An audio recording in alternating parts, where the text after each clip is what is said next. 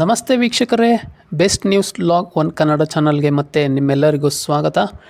ಮನೆ ಬಾಗಿಲಿಗೆ ಬಂದ ಪ್ರಧಾನಿ ಹುದ್ದೆಯನ್ನೇ ಸೋನಿಯಾ ಗಾಂಧಿ ಮನಮೋಹನ್ ಸಿಂಗ್ ಅವರಿಗೆ ನೀಡಿ ಒಂದು ಕುತೂಹಲ ಸನ್ನಿವೇಶಕ್ಕೆ ಕಾರಣರಾಗಿದ್ದರು. ಹಾಗಾದರೆ ಆ ಸನ್ನಿವೇಶ ಹೇಗಿತ್ತು ಅನ್ನೋದನ್ನ ನಾವು ನೋಡ್ಕೊಂಬರೋಣ. ಅದಕ್ಕೂ ಮುಂಚೆ ನಮ್ಮ ಚಾನಲ್ನ ನೀವಿನ್ನೂ ಸಬ್ಸ್ಕ್ರೈಬ್ ಮಾಡಿಲ್ಲ ಅಂದರೆ ದಯವಿಟ್ಟು ಸಬ್ಸ್ಕ್ರೈಬ್ ಮಾಡ್ಕೊಳ್ಳಿ.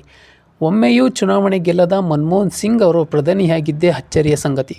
ತಮ್ಮ ಪಾಲಿಗೆ ಬಂದಿದ್ದ ಪ್ರಧಾನಿ ಹುದ್ದೆಯನ್ನೇ ಸೋನಿಯಾ ಗಾಂಧಿ ತ್ಯಜಿಸಿ ಮನಮೋಹನ್ ಸಿಂಗ್ ಅವರಿಗೆ ಪಟ್ಟಾಭಿಷೇಕ ಮಾಡಿಸಿದರು. 20 ವರ್ಷಗಳ ಹಿಂದಿನ ಆ ಸನ್ನಿವೇಶ ಹೇಗಿತ್ತು ಅನ್ನೋದನ್ನ ನಾನು ನಿಮಗೆ ಸಂಕ್ಷಿಪ್ತವಾಗಿ ತಿಳಿಸ್ಕೊಡ್ತಾ ಹೋಗ್ತೀನಿ. 20 ವರ್ಷಗಳ ಹಿಂದಿನ ಒಂದು ಮಾತು. ಅಂದು ಮನೆ ಬಾಗಿಲಿಗೆ ಬಂದ ಪ್ರಧಾನಿ ಹುದ್ದೆಯನ್ನೇ ಸೋನಿಯಾ ಗಾಂಧಿ ನಿರಾಕರಿಸಿ ಕಾಂಗ್ರೆಸ್ ನಾಯಕರಿಗೆ ಅಚ್ಚರಿಯನ್ನೇ ಮೂಡಿಸಿದರು. ಮಾತ್ರವಲ್ಲದೆ ಯಾರೂ ಊಹಿಸದ ಮನಮೋಹನ್ ಸಿಂಗ್ ಅವರನ್ನು ಪ್ರಧಾನಿ ಹುದ್ದೆಗೆ ಆಯ್ಕೆ ಮಾಡಿ ಮತ್ತೊಂದು ದೊಡ್ಡ ಶಾಕನ್ನೇ ಸಹ ನೀಡಿದರು. 2004 ಮೇನಲ್ಲಿ 14ನೇ ಲೋಕಸಭಾ ಚುನಾವಣೆ ಫಲಿತಾಂಶ ಹೊರಬಂದಿತ್ತು. UPA ಮೈತ್ರಿಕೂಟ ಭರ್ಜರಿ ಗೆಲುವು ಸಾಧಿಸಿ 543 ಸ್ಥಾನಗಳ ಪೈಕಿ UPA 335 ಸ್ಥಾನಗಳನ್ನು ಗೆದ್ದಿತ್ತು. ಮೈತ್ರಿಕೂಟವನ್ನು ಮುನ್ನಡೆಸುತ್ತಿದ್ದ ಕಾಂಗ್ರೆಸ್ 145 ಸ್ಥಾನಗಳನ್ನು ಗೆದ್ದಿತ್ತು. ಹೀಗಾಗಿ ಕಾಂಗ್ರೆಸ್ ಪಾಲಿಗೆ ಪ್ರಧಾನಿ ಹುದ್ದೆ ಒಲಿದು ಬಂದಿತ್ತು. ಅಂದಿನ ಕಾಂಗ್ರೆಸ್ ಅಧಿನಾಯಕಿ ಸೋನಿಯಾ ಗಾಂಧಿಯೇ ಮುಂದಿನ ಪ್ರಧಾನಿ ಎಂತಂದು ಮೈತ್ರಿಕೂಟವು ನಿರ್ಧರಿಸಿತು. ವಿರೋಧ ಪಕ್ಷ ಸೇರಿದಂತೆ ದೇಶದ ಜನರು ಸೋನಿಯಾನ್ನೇ PM ಆಗುತ್ತಾರೆ ಎಂದುಕೊಂಡಿದ್ದರು. ಆದರೆ ಕೊನೆಗೆ ಸೋನಿಯಾ ಹುದ್ದೆಯನ್ನೇ ಸಹ ನಿರಾಕರಿಸಿದರು. ಮನೆ ಬಾಗಿಲಿಗೆ ಬಂದ ಪ್ರಧಾನಿ ಹುದ್ದೆಯನ್ನು ಅಂದು ಸೋನಿಯಾ ಗಾಂಧಿ ಒಪ್ಪದೆ ನಾನು ಆ ಪಟ್ಟಕ್ಕೇರಲು ಅಂತರಾತ್ಮ ಒಪ್ಪುತ್ತಿಲ್ಲ ಎಂತಂದು ಹೇಳಿಕೆ ನೀಡಿ ದೊಡ್ಡ ಆಘಾತವನ್ನೇ ಕಾಂಗ್ರೆಸ್ ಕಾರ್ಯಕರ್ತರಿಗೆ ಸಹ ಸೋನಿಯಾ ಗಾಂಧಿ ಅವರು ನೀಡಿದ್ದರು. ಅಂದಿನ ಕಾಂಗ್ರೆಸ್ ನಾಯಕರು ಸಾಕಷ್ಟು ಒತ್ತಾಯ ಮಾಡಿದರೂ ಸೋನಿಯಾ ಗಾಂಧಿ ಮನಸ್ಸು ಸಹ ಕರಗಲಿಲ್ಲ. ಆ ಬಳಿಕ ಸೋನಿಯಾ ಗಾಂಧಿ ತ್ಯಾಗ ಮಾಡಿದ್ದ ಹುದ್ದೆಗೆ ಮುಂದಿನ ಆಯ್ಕೆ ಯಾರು ಅನ್ನೋ ಒಂದು ಪ್ರಶ್ನೆ ಸಹ ಎಲ್ಲರನ್ನೂ UPA ಪಾಳೆಯದಲ್ಲಿ ಒಂದು ಕುತೂಹಲ ಮನೆ ಮಾಡಿತ್ತು ಅಂದರೆ ತಪ್ಪಾಗಲಾರದು. ಹಲವು ಕಾಂಗ್ರೆಸ್ ನಾಯಕರು ನಮಗೆ ಪ್ರಧಾನಿ ಹುದ್ದೆ ಅದೃಷ್ಟ ಒಲಿಯಬಹುದು ಎಂಬ ಆಸೆಯನ್ನು ಇಟ್ಟುಕೊಂಡಿದ್ದರು. ಆ ಸಂದರ್ಭದಲ್ಲಿ ಎಲ್ಲರೂ ಸಹ ಹಲವು ಕಾಂಗ್ರೆಸ್ ನಾಯಕರು ಹೆಸರುಗಳು ಸಹ ಚರ್ಚೆಗೆ ಬಂದಿದ್ದವು. ಕೊನೆಗೆ ಸೋನಿಯಾ ಗಾಂಧಿಯವರು ಪ್ರಧಾನಿ ಹುದ್ದೆಗೆ ಹೆಸರನ್ನು ಪ್ರಕಟಿಸಿ ಅಚ್ಚರಿ ಮೂಡಿಸಿದ್ದರು. ಆ ಹೆಸರೇ ಮನಮೋಹನ್ ಸಿಂಗ್ ಅವರದಾಗಿತ್ತು.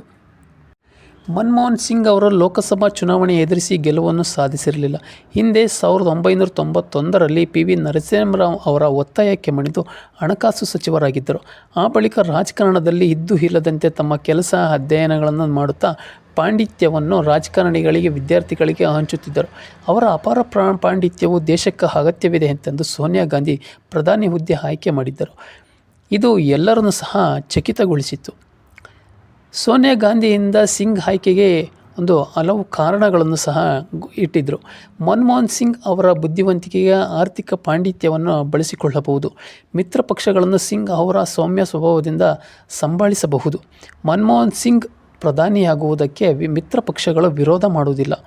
ಮಿತ್ರ ಪಕ್ಷಗಳನ್ನು ನಾಯಕರುಗಳನ್ನು ಹೊಂದಾಣಿಕೆಯಲ್ಲಿ ಕರೆದುಕೊಂಡು ಹೋಗುವಂಥ ಚಾಣಾಕ್ಷತನ ಮನಮೋಹನ್ ಸಿಂಗ್ ಅವರಿಗಿತ್ತು. ಆರ್ಥಿಕ ತಜ್ಞ ಆಡಳಿತದಲ್ಲಿ ಭಾರತದ ಆರ್ಥಿಕ ಸ್ಥಿತಿ ಮತ್ತಷ್ಟು ಸುಧಾರಿಸಬಹುದು ಅನ್ನೋ ನಂಬಿಕೆ ಇತ್ತು.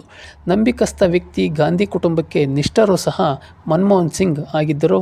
ಅದರಂತೆಯೇ ಸೋನಿಯಾ ಗಾಂಧಿ ಕುಟುಂಬಕ್ಕೆ ಅವರು ಹೇಳ್ದಂಗೆ ಸಹ ಒಂದು ನಡ್ಕೊಳ್ತಾ ಬರ್ತಾಯಿದ್ರು. ಹೀಗಾಗಿ ಮನಮೋಹನ್ ಸಿಂಗ್ ಅವ್ರನ್ನ ಒಂದು ಪ್ರಧಾನಿ ಅಭ್ಯರ್ಥಿಯನ್ನಾಗಿ ಅವರು ಸಹ ಘೋಷಣೆಯನ್ನು ಮಾಡಿದರು. ಒಮ್ಮೆಯೂ ಲೋಕಸಭಾ ಚುನಾವಣೆ ಗೆಲ್ಲದ ಮನಮೋಹನ್ ಸಿಂಗ್ ಅವರು 10 ವರ್ಷ ಪ್ರಧಾನಿಯಾಗಿ ಒಂದು ದೇಶದ ಚುಕ್ಕಾಣಿಯನ್ನು ಸಹ ಹಿಡ್ಕೊಂಡಿದ್ದರು.